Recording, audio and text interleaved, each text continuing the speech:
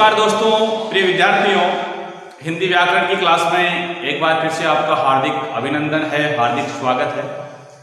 और हिंदी व्याकरण की क्लास में आज हम अध्ययन करने जा रहे हैं संधि। संधि का शाब्दिक अर्थ है मेल। संधि शब्द सम प्लस भी से मिलकर बना है, जिसका शाब्दिक अर्थ है मेल। कहने का अर्थ है जहां दो वर्णों का परस्पर मेल होता है और मेल होने के बाद जो विकार उत्पन्न होता है उसे हम संधि कहते हैं। दो वर्णों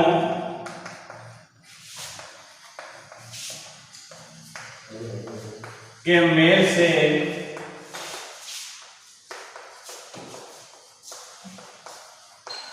होने वाले विकार को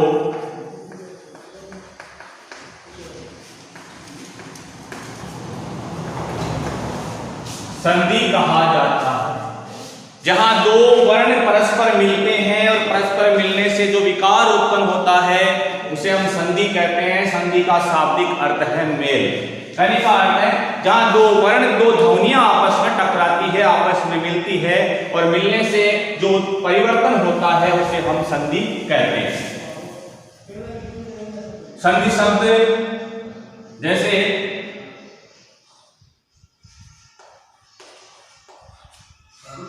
हिम धन आलय, ये तो पहला शब्द है, ये दूसरा शब्द है।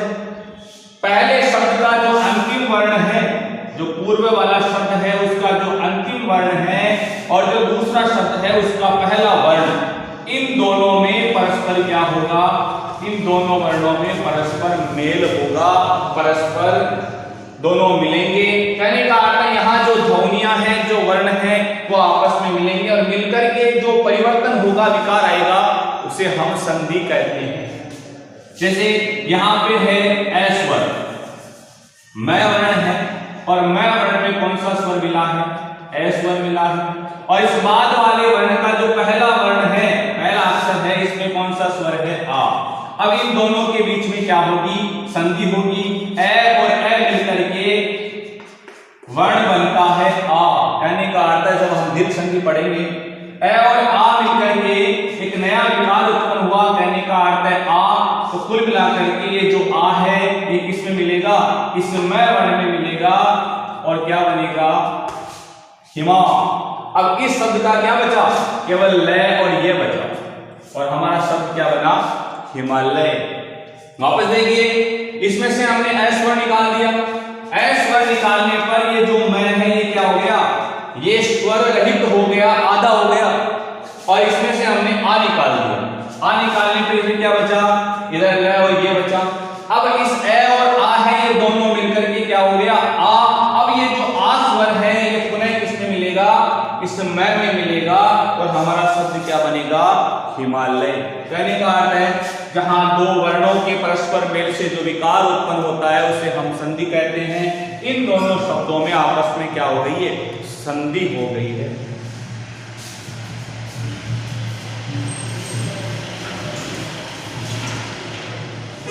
अब संधि के प्रकार या संधि के भेद, और संधि है तो तीन प्रकार की होती है। पहली है स्वर संधि, दूसरी है व्यंजन संधि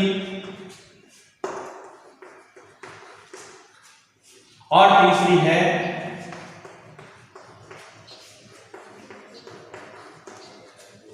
विसर्ग संधि। तो संधि के जो तीन भेद हैं उनमें से हम पहला भेद पढ़ने जा रहे हैं, स्वर संधि।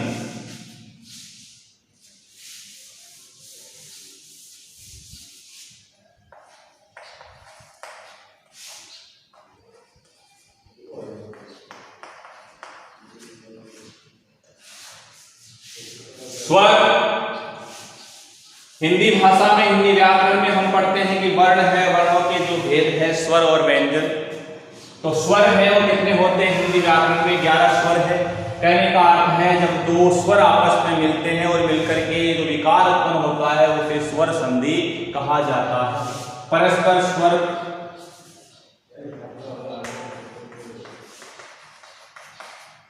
दो स्वरों के मेल को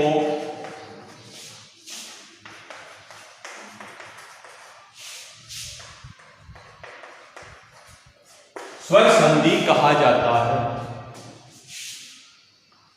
हिंदी व्याकरण में जो मुख्यतः स्वर है आ, ई, उ, री, ए, आई, ओ। ये 11 स्वर हैं और 11 स्वरों में से ए, ई, उ और री ये 4 है ह्रस्व स्वर। कौन से स्वर है? ह्रस्व स्वर या लघु स्वर हम कह सकते हैं इन चारों को। बाद में होता है आ, दीर्घ ई, दीर्घ उ, ए, आई, ओ। यह है दीर्घ स्वर। स्वर संधि जो कि स्वरों का खेल है। यदि स्वर अच्छे से समझ में आ रहे हैं, स्वरों का हमें ज्ञान है, तो हम स्वर संधि है वो आसानी से क्लियर कर सकते हैं। अब लेते हैं स्वर संधि है कितने प्रकार की होती है। तो स्वर संधि है उसके मुख्यतः 5 भेद है। 5 भेद में पहला है दीर्घ स्वर संधि। देखिए सबसे पहले स्वर संधि के जो 5 भेद है उनके बारे में हम अच्छे से जानेंगे कि पांचों भेद है उनकी पहचान हम किस प्रकार से कर सकते हैं। दीर्घ स्वर संधि जैसा कि नाम से स्पष्ट हो रहा है, दीर्घ दीर्घ यानी बड़ी मात्रा। कहने का अर्थ यह है जिस शब्द में आपको दीर्घ स्वर दिखाई दे या बड़ी मात्रा दिखाई दे वहां पर सुनिश्चित होगा कि संधि कौन सी होगी, दीर्घ स्वर संधि। बड़ी मात्रा या दीर्घ स्वर हम कह सकते हैं जिस शब्द में आपको दीर्घ स्वर या बड़ी मात्रा दिखाई दे वहां संधि कौन सी होगी, दीर्घ स्वर संधि होगी। जैसे मान लीजिए आपको शब्द दे दिया भानुदय। अब भानुदय में यहाँ पे बड़ी ऊ की मात्रा आपको दिखाई दे रही है, दीर्घ स्वर यहाँ दिखाई दे रहा है, तो इसका मतलब इस भानुदय शब्द में संधि कौन सी होगी, दीर्घ स्वर संधि।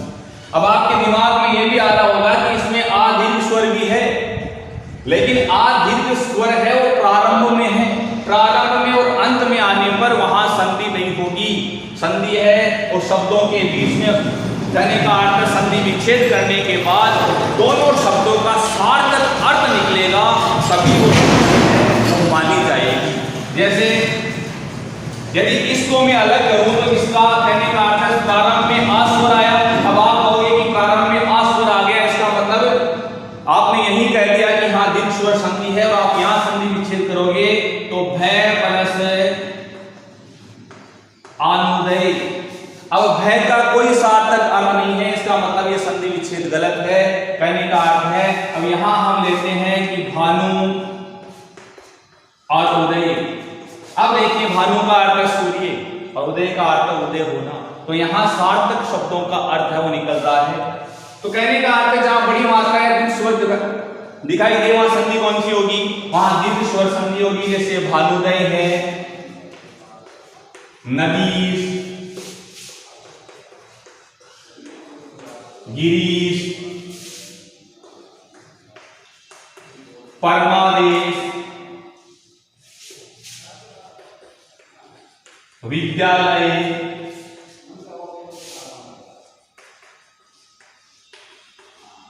नारीश्वर। अब देखिए यहां पे है बड़ी मात्रा है, दीर्घ स्वर है, इसका मतलब दीर्घ संधि है। यहां पे दीर्घ स्वर है, यहां पे दीर्घ स्वर है, यहां पर दीर्घ स्वर है, यहां पर दीर्घ स्वर है और यहां पर दीर्घ स्वर है। तो इन शब्दों में संधि कौन सी होगी, दीर्घ स्वर संधि। ये पहचान करने का तरीका बाद में पढ़ेंगे कि इसकी डेफिनेशन है, इसको संधि विच्छेद करना, वापस संधि करना। यह है दीर्घ स्वर संधि।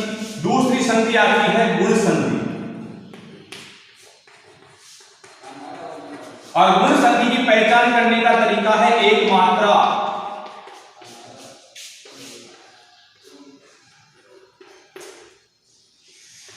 कहने का अर्थ है शब्दों में जहां आपको एक मात्रा दिखाई दे, एक की मात्रा और ओ की मात्रा दिखाई दे, वहां संधि कौन सी होगी?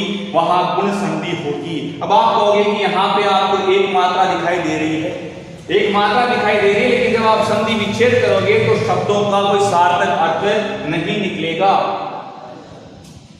यहां परमाद प्लस आप ईश करोगे तो परमाद का कोई अर्थ नहीं है।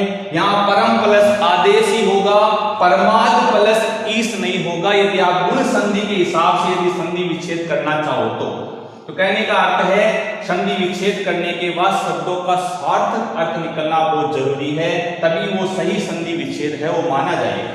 एक मात्रा आपको दिखाई दे, एक की मात्रा और ओ की मात्रा दिखाई दे, वहां संधि कौन सी होगी? वहां संधि होगी गुण संधि। जैसे नरेश, महोदय, परोपकार, एक मात्रा ए और ओ की मात्रा और साथ में आपको अर यदि उस शब्द में दिखाई दे तो वहां संधि कौन सी होगी? गुण संधि। जैसे महर्षि, देवर्षि, इन दो शब्दों में क्या आ रहा है? अर, महर्षि, देवर्षि, अर।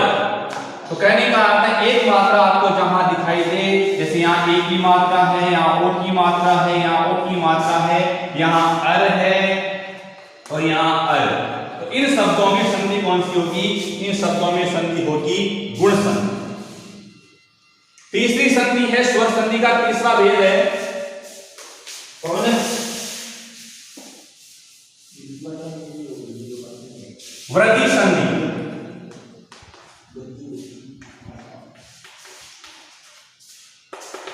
और वृद्धि संधि है, इसकी पहचान करने का तरीका है दो मात्रा। यदि शब्द में आपको दो मात्रा दिखाई दे तो वहां संधि क्या होगी? वृद्धि संधि, यानी मात्राओं में वृद्धि हो जाती है। तो दो मात्रा जहां दिखाई दे आपको वहां कौन सी संधि होगी? वहां वृद्धि संधि होगी। जैसे सदैव, एक एक,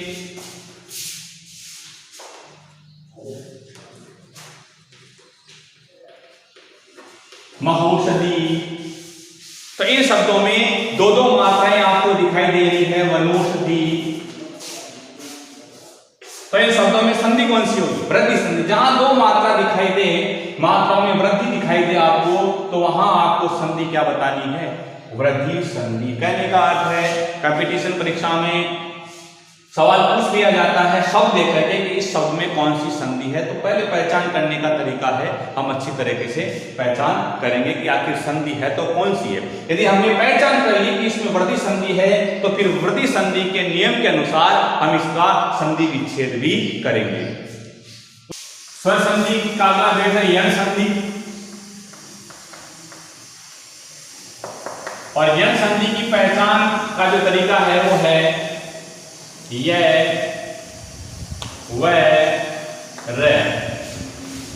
ये व रे के पहले वाला वर्ण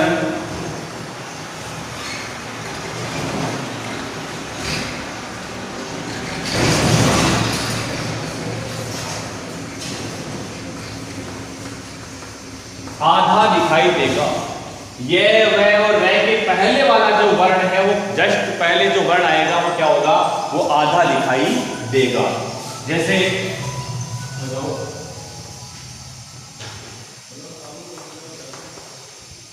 शब्द है इत्यादि, तो इत्यादि में ये जो ये वर्ण है इसके जस्ट पहले वाला जो वर्ण है वो क्या है? आधा है। तो इसका मतलब इस इत्यादि शब्द में संधि कौन सी है? यण संधि। इसी प्रकार से मान लीजिए शब्द है अन्वेषण। यहां देखिए वह है और वह के जस्ट पहले वाला वर्ण क्या है? आधा। तो इस अन्वेषण में संधि कौन सी होगी? यण संधि। शब्द है अन्वय, वह के जस्ट पहले वाला जो वर्ण है वो क्या है? आधा है। तो संधि कौन सी होगी? यण संधि। और मान लीजिए शब्द है स्वागत। तो जिस शब्द में आपको यह वह और रे के जस्ट पहले आपको आधा वर्ण दिखाई दिखाई दे, वहां संधि कौन सी होगी? यण संधि होगी। या इस प्रकार के शब्द दिखाई दे, पित्राज्ञा, मात्राज्ञा, तो इनमें संधि कौन सी होगी? यण संधि। संधि विच्छेद करते हैं जैसे पितृ और आज्ञा। जब हम यण संधि को विस्तार से पढ़ेंगे तब इसका नियम देखेंगे, लेकिन थोड़ा सा देख लेते हैं। री है और री स्वर के बाद में क्या आ रहा है? अन्य स्वर। री स्वर के बाद में अन्य स्वर आता है, तो री का क्या होगा? री का र हो जाएगा, और री का र होगा तो इस र के अंदर जब हम इसमें से री निकालेंगे तो तय क्या होगा? तय आधा होगा। ठीक है, अब हमने जो री निकाला उस री का क्या होगा? रे, तो तय रे। अब रे और तय मिलकर के एक वर्ण बनता है, संयुक्त वर्ण, वो क्या होगा? त्रय। तो हमारा शब्द क्या बन गया? पितृ। अब इसमें क्या मिलेगा? आ मिलेगा, तो क्या होगा? पित्रा और ज्ञा। इस प्रकार से यह है यण संधि की पहचान करने का तरीका कि यह, वह और रह के पहले वाला जो वर्ण है वो क्या होगा? वो आधा दिखाई देगा, तो सौम्य संधि कौन सी होगी? यण संधि होगी। अगला स्वर संधि का भेद है अयाज्ञ संधि। और अयाज्ञ संधि की पहचान करने का तरीका है ए, आई, ओ, औ की मात्रा दिखाई नहीं देगी। ये पहचान है कि ए, आई, ओ, औ की मात्रा आपको उस शब्द में दिखाई नहीं देगी जिस शब्द में कौन सी संधि होगी? अयाज्ञ संधि होगी। और अधिकतर 3 वर्णों का शब्द आता है। इस संधि में अधिकतर 3 वर्णों के शब्द है, वो सबसे ज्यादा है, और उनमें ए, आई, ओ, औ की मात्रा दिखाई नहीं देगी। और एक पहचान और भी है, यदि शब्द में आए, आय, और आओ आपको दिखाई दे, तो वहां संधि कौन सी होगी? अयाज्ञ संधि होगी। कहने का अर्थ है जब आप शब्द का उच्चारण करेंगे, उच्चारण करने पर आपको आए, आय, और आओ की ध्वनि सुनाई दे, या आपको लगे कि इसमें आए, आय, और आओ आ रहा है, तो संधि कौन सी होगी? अयाज्ञ संधि। जैसे शब्द है नयन। मैंने कहा ए, आई, ओ, औ की मात्रा आपको दिखाई नहीं देगी, इसमें ए, आई, ओ, औ की मात्रा दिखाई नहीं दे रही है। दूसरी बात मैंने बताई कि अधिकतर 3 वर्णों का शब्द होगा, ये 3 वर्णों का शब्द है। और तीसरी बात मैंने बताई कि इन चारों में से कोई ना कोई ध्वनि है वो आपको सुनाई देगी। अब इसका उच्चारण करेंगे नयन, नय, इसका मतलब क्या आ रहा है? इसमें आए। मान लीजिए मैंने यहाँ पे गायक, यहां देखिए क्या आ रहा है? आई नहीं आ रहा, देखिए क्या आ रहा है? आय, गाय, आय, आ मिला इसमें, आय। इसी प्रकार से मान लीजिए पवन, इसमें क्या मिला है? आओ मिला है। पवन में कौन सी संधि होगी? अयाज्ञ संधि। इसी प्रकार से मान लीजिए लिख दिया नाविक, तो इसमें क्या आ रहा है? इसमें आओ आ रहा है। आपको केवल आओ, अब, आय और अय देखना है, आप कहोगे कि इसमें आ भी आ रहा है। आ वह पहले है, एक ई बाद में मिला है, तो यहां इन शब्दों में संधि कौन सी होगी? अयाज्ञ संधि होगी। यह है पहचान करने का तरीका। यदि आपको संधि की पहचान करने का तरीका यदि पता चल गया हो, तो उसके बाद में हम उन शब्दों का संधि विच्छेद करेंगे, संधि विच्छेद की वापस संधि करेंगे नियमों के आधार पर। लेकिन सबसे महत्वपूर्ण बात यह है कि हमें संधि को पहचानने का जो तरीका है वो पता होना चाहिए। यदि हमने संधि की पहचान कर ली तो उसके नियमानुसार हम उसका संधि विच्छेद भी कर सकते हैं और वापस संधि भी कर सकते हैं। चलिए आगे बढ़ते हैं, वापस लेते हैं सबसे पहले दीर्घ स्वर संधि।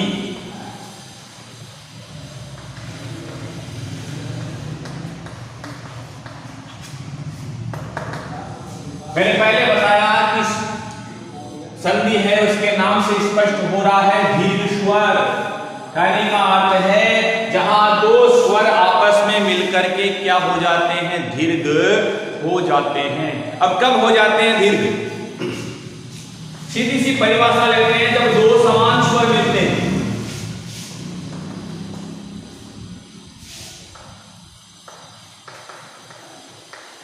दो समान स्वर मिलकर दीर्घ, दीर्घ यानी बड़ी मात्रा,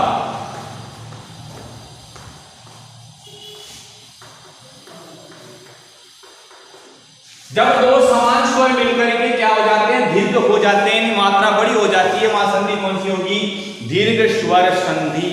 ज्यादा आपको पारिभाषिक या डेफिनेट के हिसाब से हमें ज्यादा उलझने की आवश्यकता नहीं है, हमें सीधा सा समझना है कि दीर्घ स्वर संधि है कहां, दो समान स्वर आपस में मिलते हैं। समान स्वर का अर्थ है ए के बाद ए भी आ सकता है, या आ के बाद ए आ सकता है, या ए के बाद आ सकता है, ये समान स्वर है। ए समान स्वर कब होगा, जब ए और आ के अलावा कोई दूसरा आ जाए, जैसे ए और आ के बाद क्या आ गया, ई, तो ये ए समान स्वर होगा। देखिए ए के बाद आ सकता है, या आ के बाद ए आ सकता है, या आ और आ सकता है, या ए और ए आ सकता है, ये समान स्वर है। अब ये दोनों समान स्वर मिलकर के क्या होंगे, दीर्घ होंगे। तो आ और आ मिलेगा तो क्या होगा, दीर्घ होगा, और दीर्घ क्या होगा, आ होगा।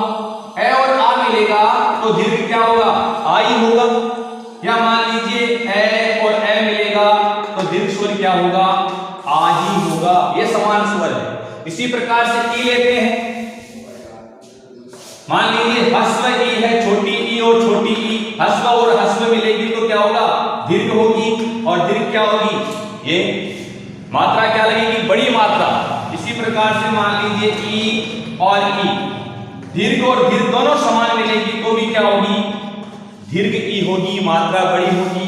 या मान लीजिए छोटी या बड़ी मिले, या बड़ी या छोटी मिले, मात्रा क्या होगी, दीर्घ ही होगी। यह है दीर्घ स्वर संधि। अभी उदाहरण देखेंगे इनके। मान लीजिए समान स्वर, तो समान स्वर क्या है, उ ह्रस्व उ और ह्रस्व उ मिलेगा तो क्या होगा, दीर्घ उ होगा, मात्रा बड़ी होगी, ये वाली। इसी प्रकार से मान लीजिए उ है और उ, छोटा और बड़ा उ मिलेगा तो भी मात्रा क्या होगी, मात्रा दीर्घ होगी। उ और उ मिलेगा, यानी दीर्घ उ और दीर्घ उ मिलेगा तो भी मात्रा क्या होगी, मात्रा बड़ी होगी।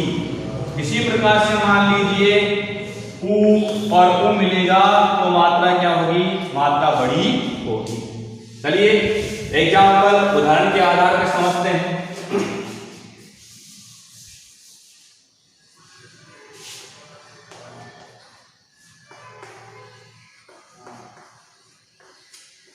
मान लीजिए संधि विच्छेद दिया हुआ है देव प्लस आलय, तो सबसे पहले हमें यह देखना है कि परस्पर आपस में समान स्वर मिल रहे हैं या नहीं मिल रहे हैं।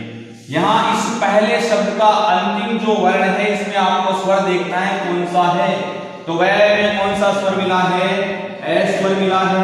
और यहाँ इसमें जो दूसरे जो शब्द का जो पहला वर्ण है उसमें कौन सा स्वर है, आ। अब देखो समान स्वर है कि नहीं, ए और आ दोनों समान स्वर है। तो बताओ ए और आ मिलकर के क्या होगा, दीर्घ होगा। तो ए और आ मिलकर के दीर्घ क्या होगा, आई होगा। और वो आ किसमें मिलेगा, वो आ किसमें मिलेगा, वह में मिलेगा। तो वह में आ मिलाने पर क्या हो गया, देवा। अब बताइए इसमें से क्या मिलेगा, इसमें से केवल ल और ये मिलेगा, क्योंकि आ और ए है दोनों परस्पर मिल चुके और मिलकर के क्या बना, आ।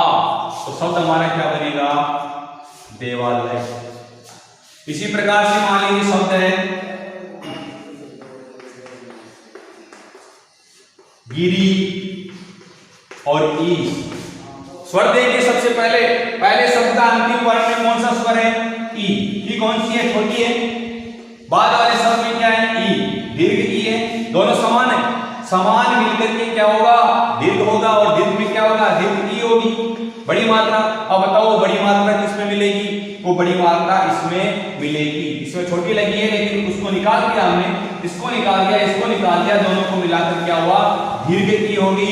और वो बड़ी की मात्रा किसमें लगेगी, इसमें लगेगी, और शब्द हमारा क्या बनेगा, गिरीश। इस शब्द में क्या बचा, से। इसी प्रकार से शब्द है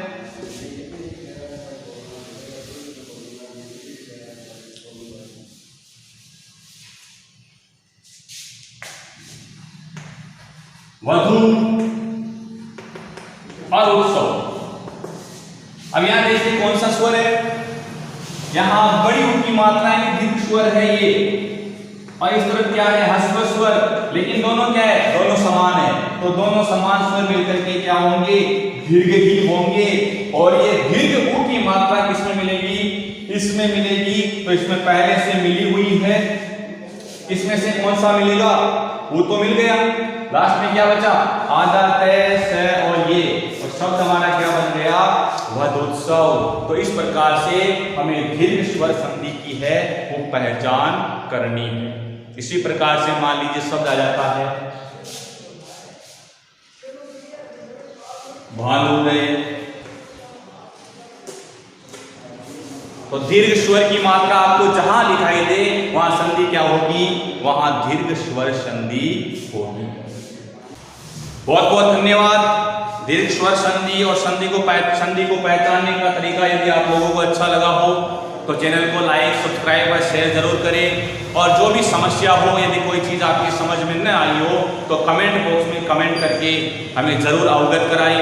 धन्यवाद।